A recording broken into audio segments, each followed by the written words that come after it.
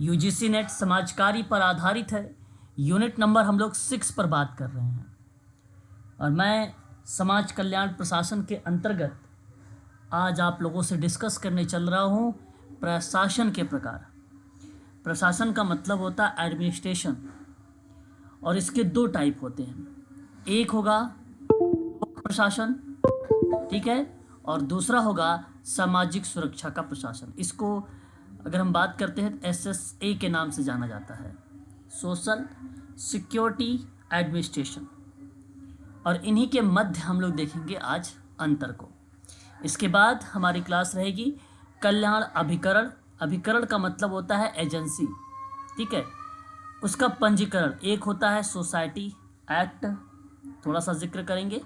एक हम लोग जिक्र करेंगे न्यास के बारे में, जिसको NT भी कहा जाता है, नेशनल ट्रस्ट भी बोला जाता है। और ये सन 1999 का है नेशनल ट्रस्ट, जो 4 प्रकार की डिसेबिलिटीज़ को रिलेट कराता है नेशनल ट्रस्ट, ठीक है।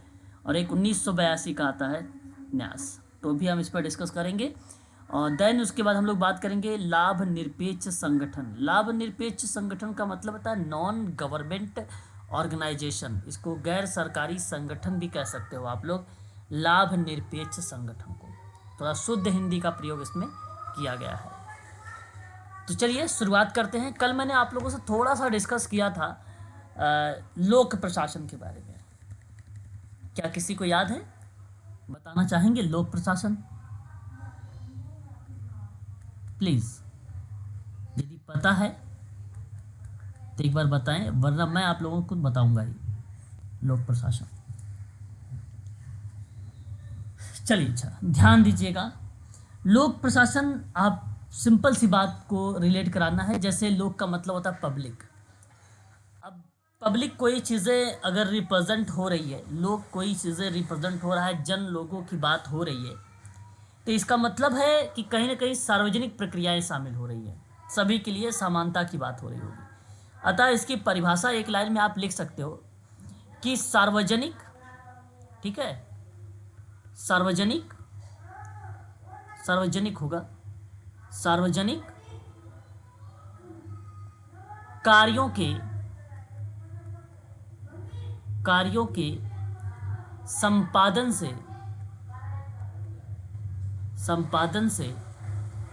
संबंधित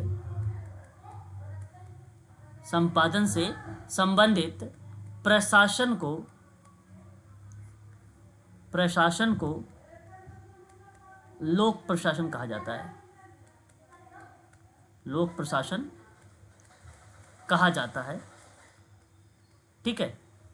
तो एक परिभाषा है एक लाइन की कि सार्वजनिक कार्यों के संपादन के लिए, आप जैसे कोई भी सार्वजनिक कार्य है, मान लीजिए साफ सफाई की बात हो, स्वच्छता की बात हो, स्वास्थ्य की बात हो, एजुकेशन की बात हो, तो उस प्रक्रिया में अगर वो कार्य का संपादन हो रहा है, मतलब कार्य को अंत तक ले जाया जा रहा है, तो कहा जाता है कि सार्वजनिक कार्यों के संपादन से संबंधित जो भी एडमिनिस्ट्रेशन है, उसी एडमिनिस्ट्रेशन को लोक प्रशासन कहा जाता है। अब आप कोई क्रिया पर्टिकुलर व्यक्ति पर काम करेंगे, मेरी बात को बड़ा ध्यान से सुनिएगा। मैंने कहा कि प्रशासन के द्वारा प्रत्येक नागरिक के स्वास्थ्य, शिक्षा, विकास से संबंधित समस्त गतिविधियों पर बात कर रहे हो। मैंने कहा प्रत्येक नागरिक, इसका मतलब है कि मैं कहीं ना कहीं व्यक्ति को जोड़ने का प्रयास कर रहा हूँ, इंडिविजुअल व्यक्ति को लेने का प्रयास कर रहा हूँ। तो उस प्रक्रिया में सामाजिक सुरक्षा प्रशासन हो जाता है।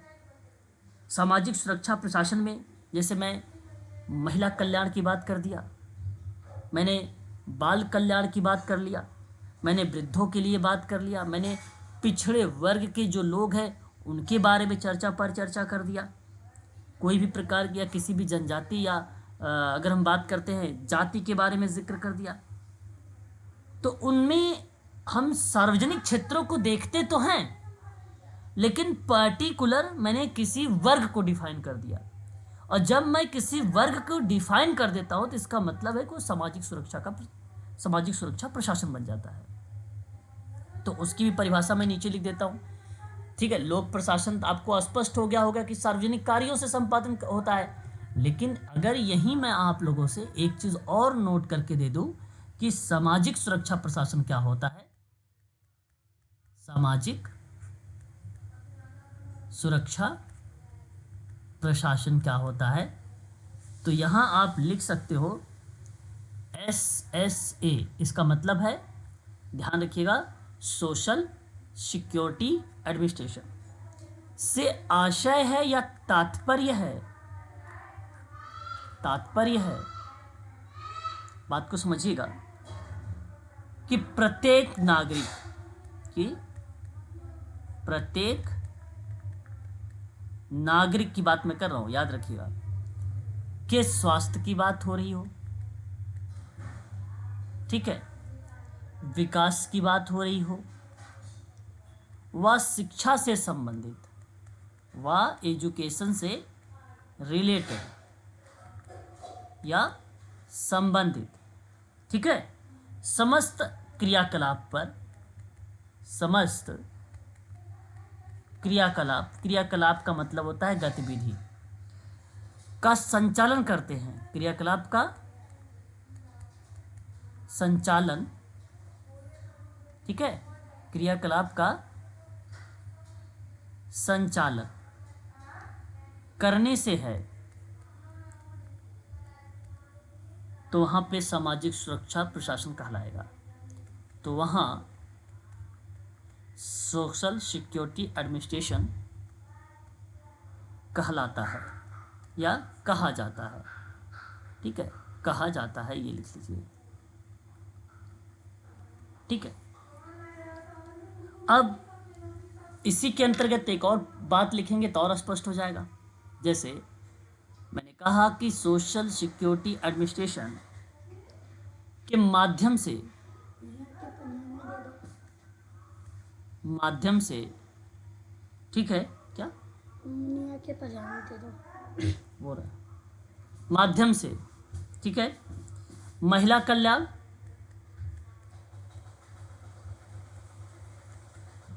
ओके, बाल कल्याण, वृद्धों का कल्याण, व युवा कल्याण, ठीक है, के माध्यम से, आप ऐसा भी कह सकते हो, ठीक है। तो इन कल्याण के साथ साथ उनके संपूर्ण क्षेत्र पर, उनके संपूर्ण क्षेत्र का विकास करते समय, उनके क्षेत्र का विकास करते हुए सोशल सिक्योरिटी की अवधारणा को, की अवधारणा को प्रशासन के माध्यम से संपन्न किया जाता है, प्रशासन के माध्यम से संपन्न किया जाता है,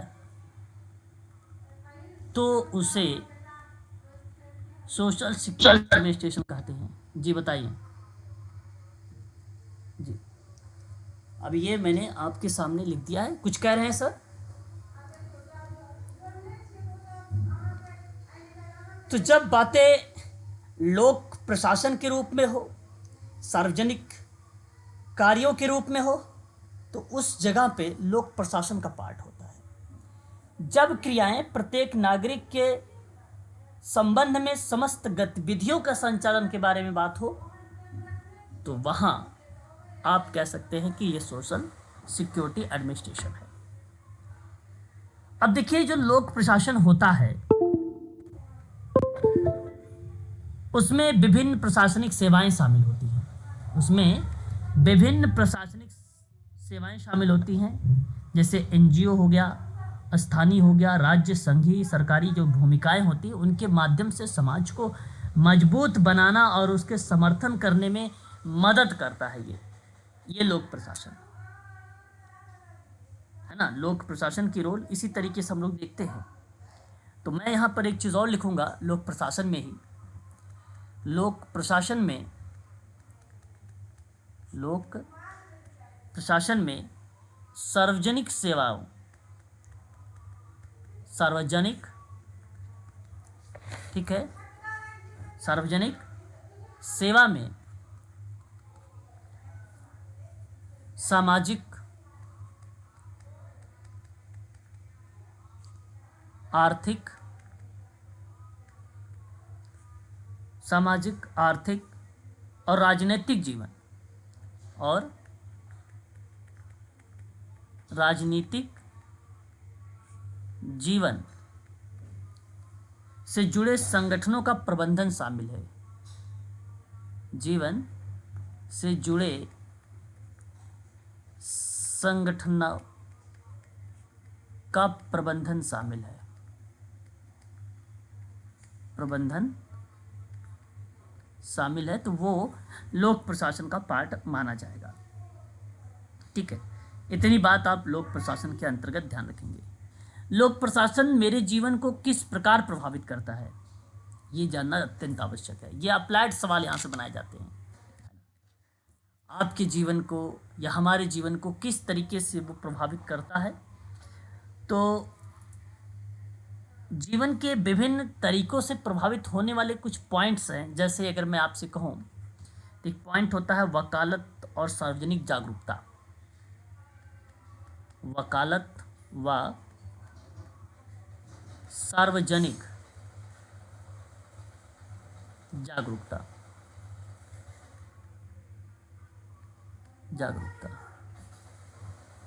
सार्वजनिक प्रशासन जरूरतमंद व्यक्तियों को सहायता प्रदान करता है और यह सुनिश्चित करता है कि नीति निर्माण प्रक्रिया में उसकी आवाज़ हो, इसलिए वकालत कर रहा है वहाँ पे। और ऐसी रणनीतियों भी विकसित करता है कि जो समुदाय और नीतियाँ द्वारा प्रदान की जाने वाली सेवाओं का उपयोग करने के लिए वो मोटिवेट करे या प्रोत्साहित करे। तो इसमें विनिमय, नीतियों को समझाने के लिए सीधे जनता से संपर्क करना शामिल हो जाता है, वकालत करना और सार्वजनिक जागरूकता। तो ये लोक प्रशासन का बेसिकली एक प्रकार से पार्ट माना जाता है। दूसरा होता है नीति को वास्तविकता में बदलना। लोक प्रशासन में नीति को वास्तविकता में बदलना। ये सर पॉइंट के रूप में आप क्या लिखवा रहे हैं? लोक प्रशासन के अंतर्गत किस तरीके से आपके जीवन को प्रभावित किया जाता है या किस तरीके से प्रभावित होता है उसके बारे में बता रहा हूँ, है ना। लोक प्रशासन मेरे या हमारे या आपके जीवन को किस प्रकार प्रभावित करता है, एक वकालत और सार्वजनिक जागरूकता के माध्यम से प्रभावित होते हैं आप।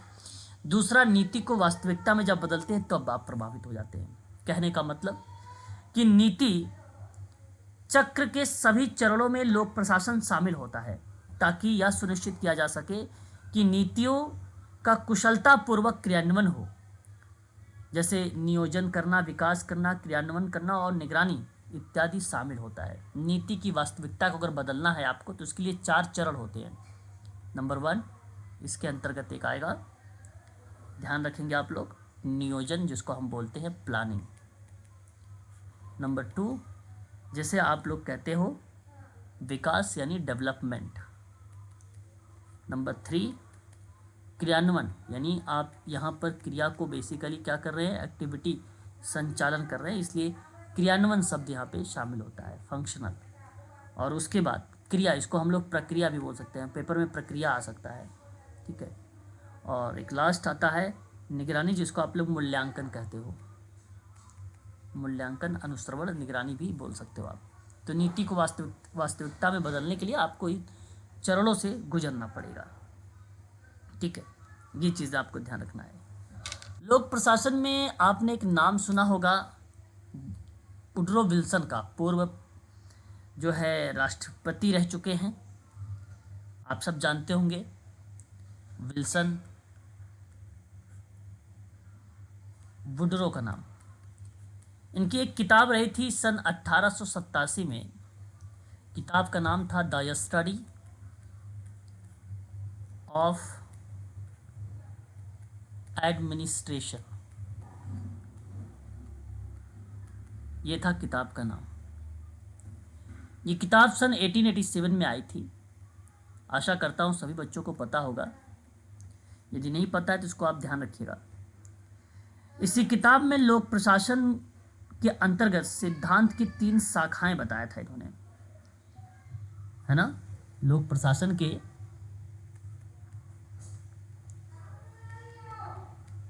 सिद्धांत के 3 शाखाएं, यानी आप ये कह सकते हो कि प्रशासन के 3 सिद्धांत होते हैं, जिसमें एक नाम प्रस्तुत होता है शास्त्रीय लोक प्रशासन सिद्धांत।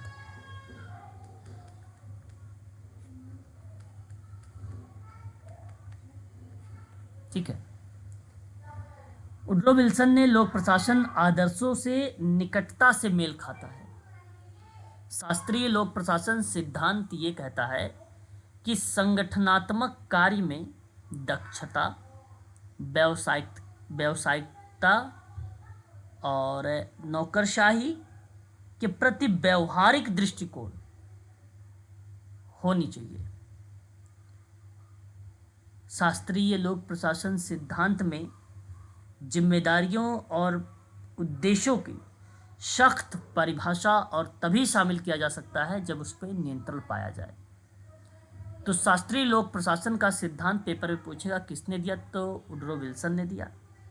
इसमें क्या चीज़ें हैं, तो संगठनात्मक कार्य में कौशल, व्यावसायिक और नौकरशाही के प्रति व्यवहारिक दृष्टिकोण को देखा गया था शास्त्रीय लोक प्रशासन सिद्धांत में। और यह सरकार द्वारा सार्वजनिक संगठनों के बाजार आधारित मॉडल के पक्ष में शास्त्रीय प्रणाली को अस्वीकार कर दिया गया था। हालांकि ये दशक था 1980 के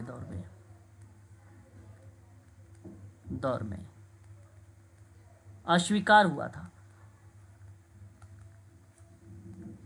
सर जिन्होंने दिया था उनका नाम रिपीट कर दीजिए। वही नाम है, विल्सन वुडरो। अभी मैंने ऊपर नोट किया है ना। दूसरा एक नाम आता है नया सार्वजनिक प्रबंधन सिद्धांत। नया सार्वजनिक प्रबंधन सिद्धांत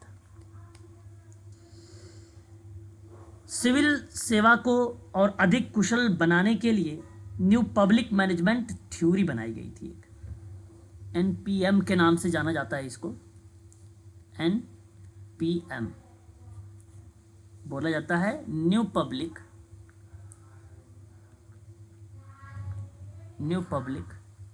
मैनेजमेंट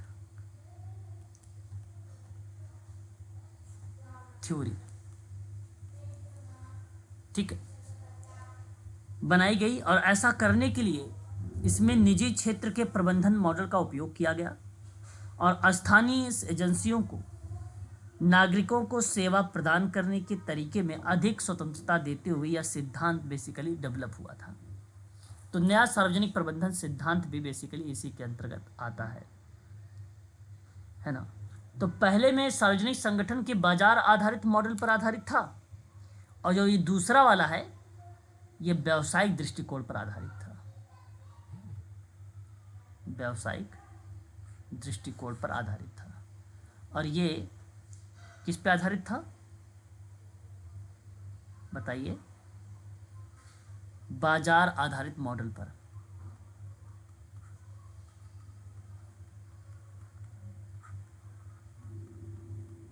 आधारित मॉडल पर, ठीक है। और एक तीसरा और लास्ट प्रशासन के उत्तर आधुनिक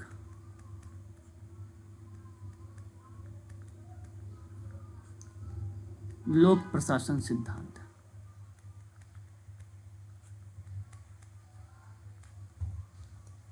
उत्तर आधुनिक लोक प्रशासन सिद्धांत प्रत्येक सरकारी इकाई की आंतरिक कार्यप्रणाली का संकेत देता है। प्रत्येक सरकारी इकाई पर यह बल देता है उत्तर आधुनिक लोक प्रशासन जो अभी चल रहा है। और यह इकाई आंतरिक कार्यप्रणाली का संकेत देती है। 20वीं और 21वीं सदी में यह बेसिकली लाया गया और यह आधारित था 21वीं सदी के पूंजीवादी मॉडल पर। पूंजीवादी मॉडल पर आधारित था। ठीक है, ये था लोक प्रशासन, है ना। तो ये आप सबको ध्यान में रखना होगा, लोक प्रशासन के बारे में था थोड़ा सा, काफ़ी इंपॉर्टेंट पॉइंट थी ये लोक प्रशासन में। उसके बाद हमारे सामने एक शब्द आता है और वो शब्द है सामाजिक सुरक्षा एडमिनिस्ट्रेशन। एक बार इसे भी देख लेते हैं हम लोग।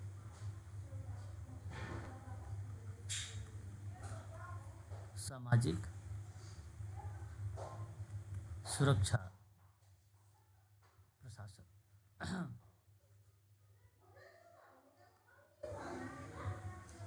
एक अमेरिकी सरकारी एजेंसी, एक अमेरिकी सरकारी एजेंसी है जो दिव्यांग, सेवानिवृत्त और उत्तरजीवी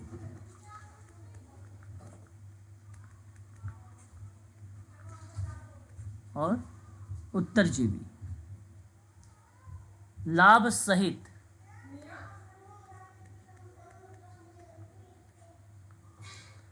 सहित अन्य सेवाओं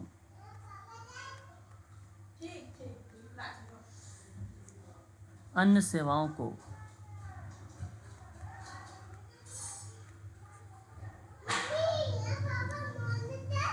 कवर करने वाले सामाजिक कार्यक्रम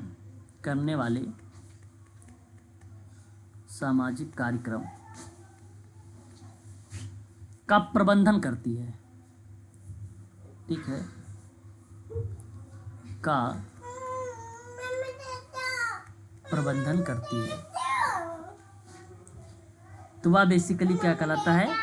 सर्व सामाजिक सुरक्षा प्रशासन कहलाती है। याद रखिएगा, सामाजिक सुरक्षा प्रशासन बेसिकली अमेरिका में ये एस्टेब्लिश किया गया था। पेपर में आया हुआ सवाल था ये, और ये यूनाइटेड स्टेट के माध्यम सर थोड़ा स्लाइड नीचे करना है। Okay,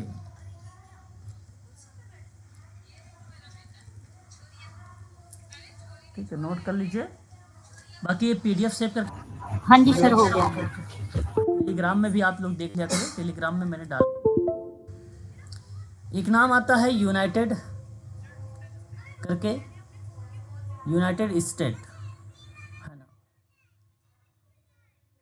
status social security administration, जिसको हम लोग SSA के नाम से जानते हैं।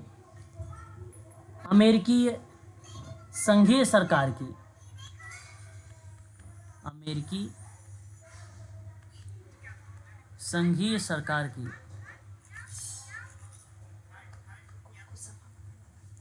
एक स्वतंत्र एजेंसी है, एक स्वतंत्र एजेंसी है। ठीक है,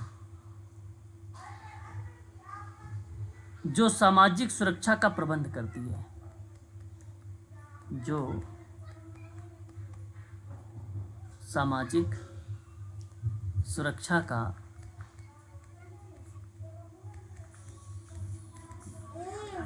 प्रबंध करती है।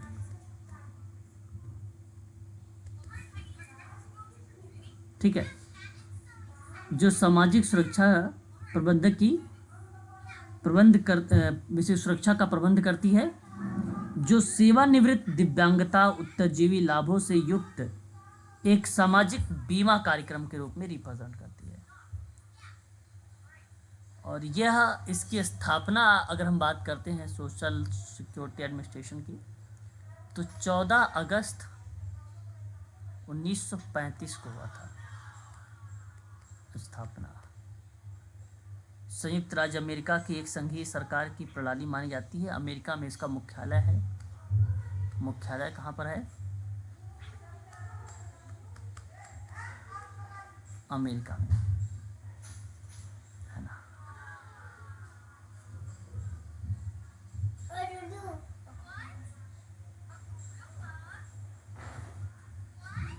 इसे 1935 में सामाजिक सुरक्षा बोर्ड के रूप में भी जाना जाता था। 1935 में। 1946 में इसका नाम, वर्तमान नाम जो बनाया गया है सामाजिक सुरक्षा प्रशासन, इस नाम से बेसिकली इसको जाना जाता है ना। ये बातें आपको यहाँ पर ध्यान में रखनी होगी। सामाजिक सुरक्षा प्रशासन में आपने नाम सुना होगा, सामाजिक सुरक्षा प्रशासन के अंतर्गत एक शब्द और बोर्ड करके, है ना।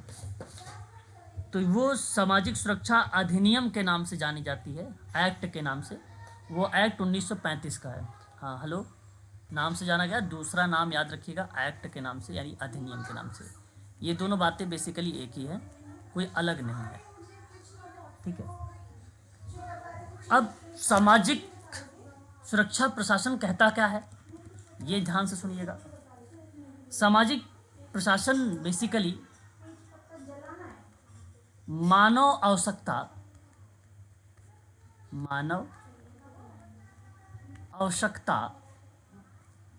ये थोड़ा सा ध्यान से सुनिएगा क्योंकि इससे सवाल बनेंगे, और आकांक्षाओं के बीच और दूसरी ओर सामाजिक नीतियों और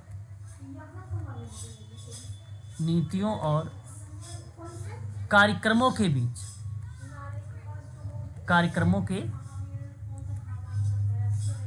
बीच अच्छा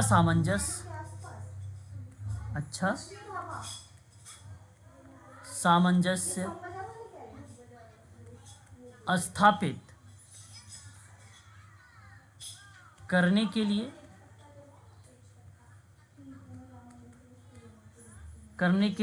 एक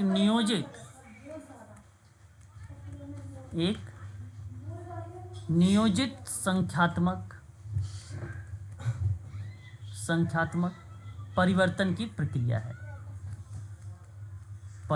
की प्रक्रिया है। ये भी बात ध्यान रखेंगे कि मानव आवश्यकता और आकांक्षाओं के बीच और दूसरी ओर सामाजिक नीति और कार्यक्रमों के बीच अच्छा कोऑर्डिनेशन स्थापित करने के लिए एक नियोजित संख्यात्मक परिवर्तन की प्रक्रिया मानी जाती है, और वही कहलाती है सामाजिक सुरक्षा प्रशासन, ठीक है। सामाजिक सुरक्षा प्रशासन, ये आप सबको ध्यान में रखना है, भूलना नहीं है, ठीक है। क्लियर रहेगा यहाँ सर। चक्र में सामना किए जाने वाले जो जोखिम है, जैसे बेरोजगारी है, दिव्यांगता है, मातृत्व है आदि के आधार पर व्यक्तियों को लाभ प्रदान किया जाता है। तो आप कहेंगे कि व्यक्तियों के लाभ की बात हो रही है, तो इसका मतलब है कि यह सामाजिक सुरक्षा प्रशासन है। आप कहोगे बेरोजगारी से लाभ देने की बात कर रहा है, विकलांगता से लाभ देने की बात कर रहा है, बीमारी से लाभ देने की बात कर रहा है, तो आप तुरंत आपका दिमाग क्लिक हो जाना चाहिए कि सामाजिक सुरक्षा का प्रशासन है। यदि मैं आपसे ये कहता कि प्रशासन सार्वजनिक कार्यों में, सार्वजनिक कार्य मतलब, क्योंकि लोक प्रशासन की बात मैं कर रहा हूँ, सार्वजनिक कार्यों में, ठीक है, बल दे रहा हो, शासन के क्रियाकलापों और प्रक्रियाओं का संबंध लोक प्रशासन से जोड़ा जा रहा हो, लोगों का सार्वजनिक कल्याण किया जा रहा हो, एक गोल बनाकर जहां कम्युनिटी का विकास हो रहा हो, उस प्रक्रिया में भी आपका लोक प्रशासन माना जाएगा। लेकिन यदि मैं कम्युनिटी में डिफाइन कर दिया कि महिलाओं पर जागरूकता की बात कर रहा हूँ, या महिला की शिक्षा की बात कर रहा हूँ, कम्युनिटी में मैंने डिसाइड कर दिया, महिला पुरुष बच्चे वृद्ध व्यक्ति युवा व्यक्ति डिसाइड कर दिया, तो वह प्रोसेस सामाजिक सुरक्षा प्रशासन बन जाएगा। और यदि मैंने डिसाइड नहीं किया, उस कम्युनिटी में महिला बच्चे वृद्ध युवा सभी पर काम कर रहा हूँ, तो वह क्रियाएं बेसिकली लोग प्रशासन का पार्ट मानी जाएंगी। जी बताएं, अब इतनी बातें समझ में आ गई है? Yes sir. हाँ, कोई बात कह रहा था सर, कुछ बोल रहे थे आप? चलो फिर मैं अब आगे बढ़ूंगा, यहाँ आपका ये पॉइंट फिनिश होता है। दूसरे पॉइंट पर हम लोग जिक्र कर रहे हैं अब कल्याण अभिकरण। आशा करता हूँ अभिकरण का मतलब सभी को पता होगा। अभिकरण मीन्स एजेंसी होती है। साधारण शब्दों में अगर मैं कहूँ तो कल्याण संगठन होता है, कल्याण एजेंसी होती है। तो पॉइंट मैं मेंशन कर रहा हूँ कल्याण अभिकरण, जैसे कि सिलेबस दिखा देता हूँ एक बार। यहाँ देखिए लिखा हुआ है साफ शब्दों में कल्याण अभिकरण, तो इसी को मैं यहाँ पे नोट कर रहा हूँ कल्याण एजेंसी, क्योंकि एजेंसी सभी को पता है, सब लोग जानते हैं, इसलिए एजेंसी मेंशन करूँगा। एजेंसी कहने का तात्पर्य मेरा ये है आप सभी से, इसका मतलब होता है कि सार्वजनिक या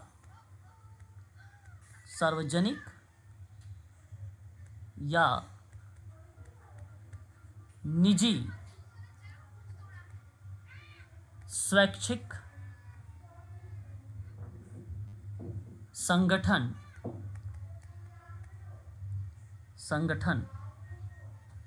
जो जरूरतमंद लोगों को देखभाल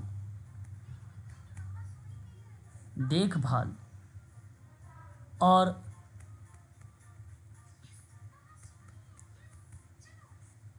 भोजन सहायता जैसी सुविधाएं देता है, सुविधाएं देते हैं, तो वो कल्याण एजेंसी का पार्ट माना जाता है। सार्वजनिक और निजी स्वैच्छिक संगठन जो जरूरतमंद, जैसे जो लोग नीडी हैं, उन लोगों की अगर आप देखभाल कर रहे हो या उन्हें भोजन के माध्यम से, आवास के माध्यम से, आर्थिक के माध्यम से, सामाजिक के माध्यम से उनको सहायता दे रहे हो या सुविधा दे रहे हो, तो वो एक प्रकार से कल्याण एजेंसी का पार्ट माना जाएगा। मेरे कहने का मतलब है कल्याणकारी क्रियाएं जितनी भी होती हैं वो कल्याण एजेंसी को रिलेट करा सकते हो। जैसे कल्याणकारी का मतलब, कल्याणकारी का मतलब शुभ कल्याण करने वाला, शुभ या कल्याण करने वाला, पहली पॉइंट। वहीं अगर हम बात करते हैं कल्याण का मतलब, कल्याण का मतलब इसका आशय क्या बनता है? आरामदायक,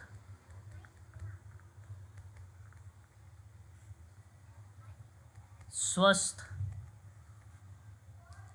या खुश रहने की स्थिति, रहने की स्थिति। इसमें अच्छा मानसिक स्वास्थ्य, अच्छा मानसिक स्वास्थ्य, उच्च जीवन, संतुष्टि, संतुष्टि है ना, या उद्देश्य की भावना, या उद्देश्य की भावना, तनाव को प्रतिबंध करने में सक्षम, यानी तनाव को समाप्त करना, तनाव को प्रतिबंध करना यानी रोकना, प्रतिबंध करने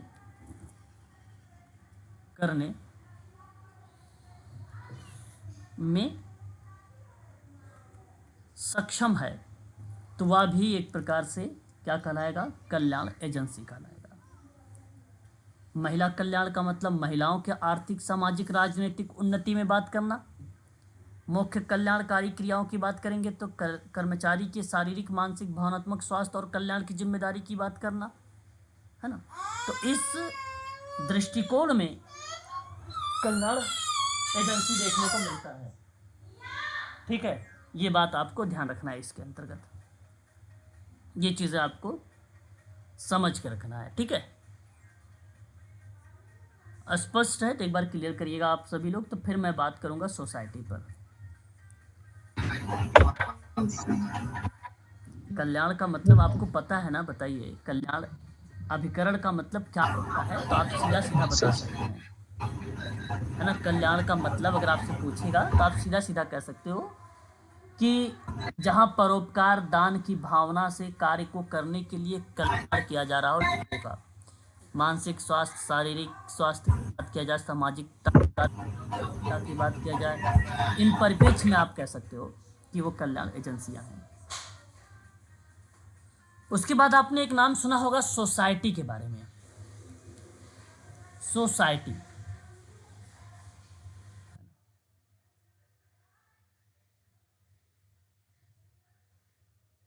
सोसाइटी, सोसाइटी का मतलब होता है, आप देखेंगे ना तो समाज लिखा हुआ मिलता है। ये आपको समुदाय, 12th तक की जितने भी पुस्तक आप देखेंगे उसमें सोसाइटी का मतलब समाज लिखा गया है। 12th के बाद बेसिकली सोसाइटी अगर लिखा मिल जाता है तब भी उसका अर्थ समाज ही लगाया जाता है, लेकिन सोसाइटी के बजाय सोशल लिखा होता है BSc BSW वगैरह में, है ना। तो सोसाइटी का मतलब समाज होता है, और समाज एक ऐसे लोगों का जोड़ने का बात कर रहा है जहाँ बेसिकली समूह के रूप में रिप्रेजेंट हो, या कम्युनिटी के रूप में रिप्रेजेंट हो, या ग्रुप के रूप में रिप्रेजेंट हो। तो उस प्रक्रिया के दृष्टिकोण से अगर हम बात करते हैं तो वहाँ क्रियाएं बेसिकली शामिल होती हैं, समूह भी और समुदाय भी। और आप ये तो कह ही सकते हैं 2 या 2 से अधिक व्यक्ति भी, 2 या 2 से अधिक व्यक्ति। ठीक है, तो उनमें सोसाइटी शब्द रिलेट होता है। जो भी एक्टिविटीज़ होती हैं वो क्रियाएं बेसिकली मानवीय होती हैं। मानवीय क्रियाएं का मतलब होता है कि मानव की आवश्यकताओं की बात किया जाता है, इसलिए मानवीय क्रियाएं कहा जाता है इसको, सोसाइटी को। तो समाज एक से अधिक लोगों के समुदाय से मिलकर बने एक बृहद समूह को कहते हैं, जिसमें सभी व्यक्ति मानवीय क्रियाकलाप करते हैं। एक परिभाषा बन जाती है यहाँ पर समाज की या सोसाइटी की। तो मैं यहाँ पे लिखना भी चाहूँगा, समाज या सोसाइटी एक से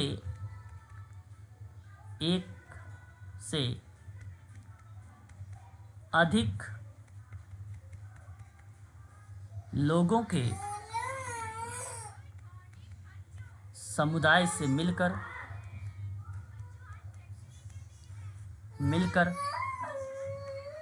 बने एक बृहद समूह को कहते हैं, समूह को कहते हैं जिसमें सभी व्यक्ति मानवीय क्रियाकलाप या गतिविधि करते हैं तो उसे ही सोसाइटी कहा जा सकता है। ठीक है, इस प्रक्रिया में हम लोग इसको सोसाइटी का नाम देते हैं। ठीक है, सार्वजनिक सभा होती है, सोसाइटी एक प्रकार की संस्था होती है। सोसाइटी का काम क्या होता है? कोई बताना चाहेगा सोसाइटी का कार्य क्या डिसाइड किया गया है? मैं यहाँ पर नीचे बताऊंगा, ध्यान से सुनिएगा। सोसाइटी के कार्य यानी समाज के कार्य, सोसाइटी का कार्य। देखिएगा, पहले पॉइंट पे ये कहा जाता है कि सांस्कृतिक कार्यक्रमों का आयोजन करता है। ये क्या करता है? ये सांस्कृतिक कार्यक्रमों का आयोजन होता है, तो वो सोसाइटी होती है। दूसरा, मनोरंजन का आयोजन किया जाता है, तो भी वो सोसाइटी का कार्य होता है। ठीक है, पेंशनरों, जो बेसिकली पेंशन प्राप्त कर रहे हैं बुजुर्ग, पेंशनरों के लिए कार्यक्रम व संगोष्ठियां आयोजित की जाती है। संगोष्ठियां का मतलब होता है जैसे समिति वगैरह नहीं होती है, वैसे संगोष्ठियां आयोजित की जाती है ना। संगोष्ठियों का आयोजन होता है। और शासन और नगरीय निकायों से सर पेशवारों मतलब पेंशनरों, सर पेंशनरों का आपने सुना होगा, जो बेसिकली व्यक्ति होता है, जो होता है ना, जो पेंशन भोगी होता है। जैसे आप रिटायर्ड हो गए, पेंशन मिलता है, तो उस प्रक्रिया में हम लोग बताते हैं इसको पेंशनरों के लिए कार्यक्रम बनाया जाता है, या वृद्ध व्यक्तियों के लिए आप कह सकते हो कार्यक्रम बनाया जाता है। ये भी बात आपके लिए सही है। ठीक है, सेवानिवृत्त व्यक्ति। हाँ, वो सेवानिवृत्त ही होते हैं। अब तो सर वो बुढ़ापा पेंशन जैसे वृद्धा पेंशन वाला। हाँ बिल्कुल, अब बेसिकली नहीं मिलता है, पहले ये जो है चीज़ें दी जाती थी, है ना। तो ये चीज़ें एक हो जाएगा।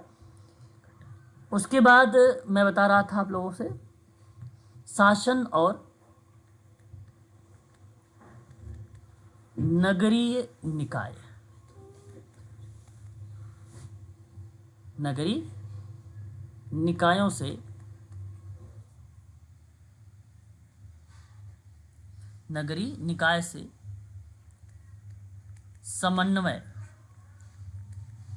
स्थापित करना।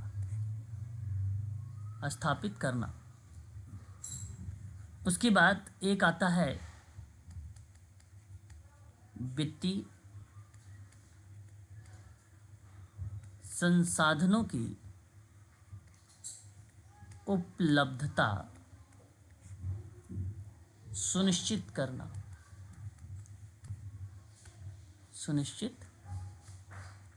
करना, ये भी एक कार्य है। उसके बाद कला, कितनी पॉइंट हो गई थी? 5, 6 पॉइंट पर लिखेंगे। कला, विज्ञान,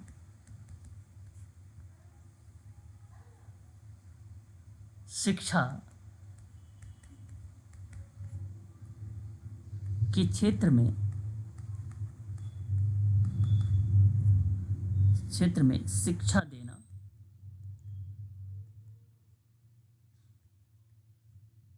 या उसकी अभिवृद्धि करना, मतलब ग्रोथ, अभिवृद्धि करना। ठीक है, पॉइंट नंबर 7, सोसाइटी का काम है सामाजिक बुराइयों और रूढ़ियों को दूर करने के लिए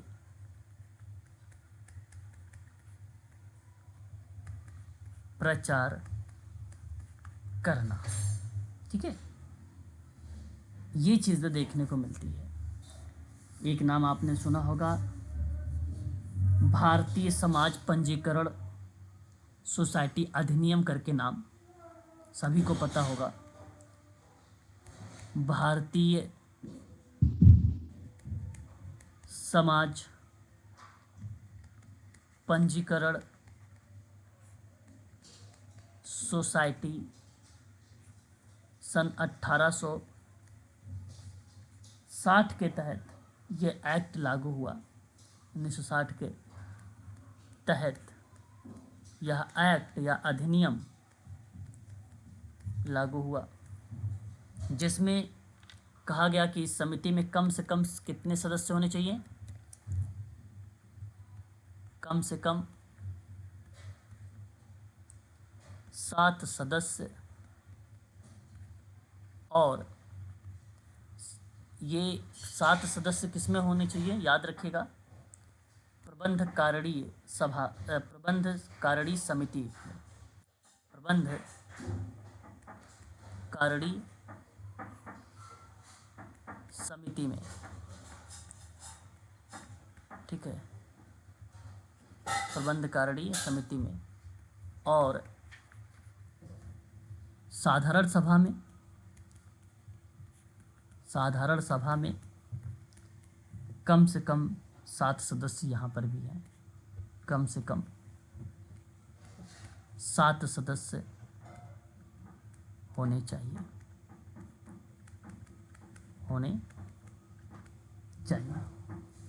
ये है सोसाइटी, इसको हम लोग सोसाइटी के नाम से जानते हैं, है ना। सोसाइटी कर्मचारी सहायता कार्यक्रम में बेसिकली स्वास्थ्य और कल्याण के बारे में ऑब्जर्वेशन या अवलोकन करना का कार्य करती है, या एक से अधिक लोगों के समुदाय से मिलकर एक बड़ा समूह बनाती है, जिसमें सभी व्यक्ति मानवीय क्रियाकलाप करते हैं, उनके हेल्थ या उनके डेवलप या उनके कल्याण पर अपना रोल अदा करती है। उसे हम लोग बोलते हैं सोसाइटी, है ना। उसी को हम लोग बोलते हैं सोसाइटी। सोसाइटी रजिस्ट्रेशन एक्ट है जो 1860 के नाम से जाना जाता है। ये चीज़ें आपको ध्यान रखनी होगी इसके अंतर्गत। याद रहेगा आप लोगों को? बता दीजिएगा, एक बार कंफर्म करिएगा। यस। हाँ जी सर। चलिए, बड़ी अच्छी बात है अगर आपको याद है ये बातें तो। और कुल टोटल अगर मैं आपसे बात करता हूँ तो इसके अंतर्गत 20 धाराएं बनती हैं। कुल टोटल इसमें 20 धाराओं के बारे में जिक्र किया गया है। धारा नंबर 3 के अंतर्गत रजिस्ट्रेशन और उसकी फीस के बारे में जिक्र किया गया है ना। कुल 20 धाराएं, और जो तीसरी धारा है, धारा नंबर 3, उसमें रजिस्ट्रेशन के बारे में जिक्र किया गया है व फीस के बारे में जिक्र किया गया है, धारा नंबर 3 के अंतर्गत। ठीक है, ये प्रक्रिया इसके अंतर्गत आएगी। एक नाम आप लोगों ने सुना होगा, अगर हम बात करते हैं न्यास के बारे में, जानते हैं न्यास मतलब ट्रस्ट। ट्रस्ट एक एक्ट है ना, भारतीय ट्रस्ट अधिनियम सुना होगा। पेपर में अभी तक तो आया नहीं है, लेकिन यदि अगर पूछ लेता है तो आप लोग बताइएगा। भारतीय ट्रस्ट एक्ट सन 1882 का है। ठीक है, भारत में अगर हम बात करते हैं, ये ट्रस्ट, भारत में ट्रस्टों को नियंत्रित करने वाला एक कानून है, एक कानून है। यह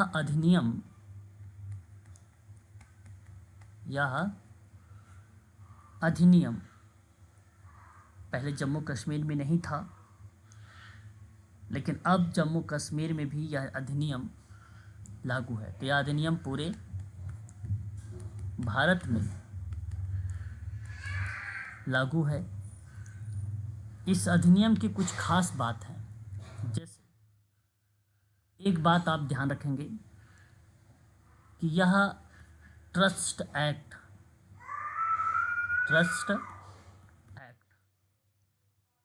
ट्रस्ट निजी यानी प्राइवेट ट्रस्ट, निजी व सार्वजनिक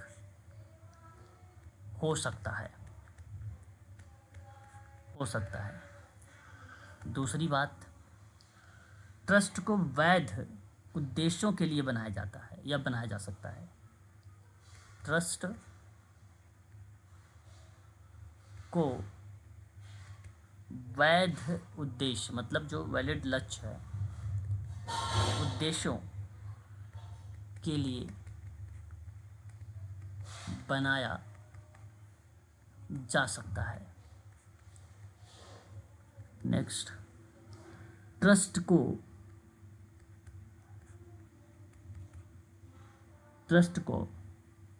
सेटलर यानी ट्रस्टी के लिए, ट्रस्ट को लाभार्थी या ट्रस्टी, लाभार्थी व ट्रस्टी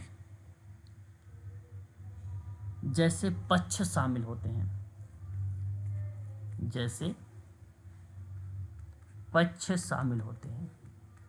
इसमें ज़्यादा ट्रस्टी नहीं होते हैं सोसाइटी की तरह, एक या दो रहेंगे, जिसको हम ट्रेजरार, जनरल सेक्रेटरी, अध्यक्ष, उपाध्यक्ष, कोषाध्यक्ष यही नाम से संबोधित करते हैं, है ना।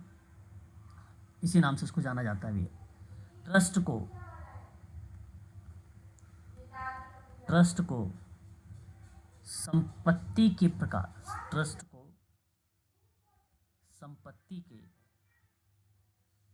प्रकार के आधार